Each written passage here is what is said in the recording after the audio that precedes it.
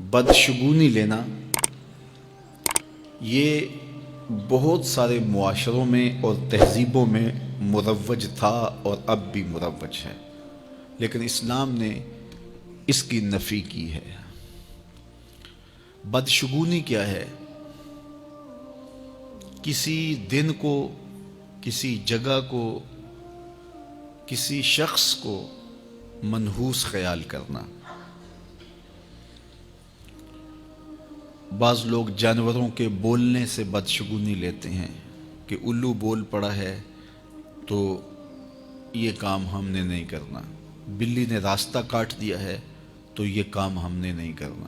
اسی طرح بعض اشخاص کو منحوس خیال کیا جاتا ہے کہ بعض لوگ منحوس ہیں۔ عموماً بعض خاندانوں کے اندر کسی عورت کو منحوس خیال کر لیا جاتا ہے اور پورے خاندان کے لوگ اس کے بارے میں یہ رائے قائم کر لیتے ہیں کہ یہ منحوسہ ہے، اور یہ اگر صبح صبح اس سے ملاقات ہو گئی تو پھر سارا دن خراب گزرے گا۔ تو یہ ایک تصور ہے بدشگونی کا جو ہماری معاشرت کے اندر پایا جاتا ہے۔ جاہلیت کے زمانے میں یہ ساری چیزیں موجود تھیں۔ آقا کریم علیہ السلام تشریف لائے تو آقا کریم علیہ السلام نے ان ساری چیزوں کی نفی کی اور اللہ پر توکل کرنا، اللہ پر بھروسہ کرنا سکھایا۔ علماء کی صحبت میں بیٹھنے والے لوگ کافی حد تک ان چیزوں سے بچے رہتے ہیں۔ عام لوگوں کی زندگیوں کے اندر یہ چیزیں موجود ہوتی ہیں۔ جاہل پیروں، ملنگوں اور یہ بنگیوں چرسیوں کے پاس بیٹھنے والے لوگوں کے اندر تو کوٹ کوٹ کے یہ ہندوانہ چیزیں رچی بسی ہوتی ہیں۔ اس لیے ہمیں شریعت بیضاء کے مطابق ہی اپنی زندگی گزارنی چاہیے اور اپنے نظریات شریعت سے لینے چاہیے۔ اہل علم کی صحبت میں بیٹھنے سے نور ملتا ہے اور حقیقی رستہ نصیب ہوتا ہے۔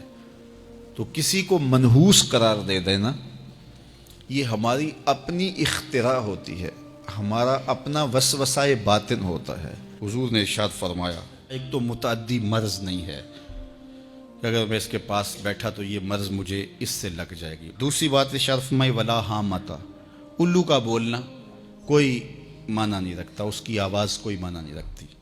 تیسری بات فرمائی اور نہ ہی ستاروں کی کوئی تاثیر ہے کہ فلاں ستارے کا یہ اثر ہے۔ اقبال کہتا ہے یہ ستارے میری قسمت پر کیسے اثر انداز ہوں گے جو خود افلاک میں زار و زبوں گھوم رہے ہیں۔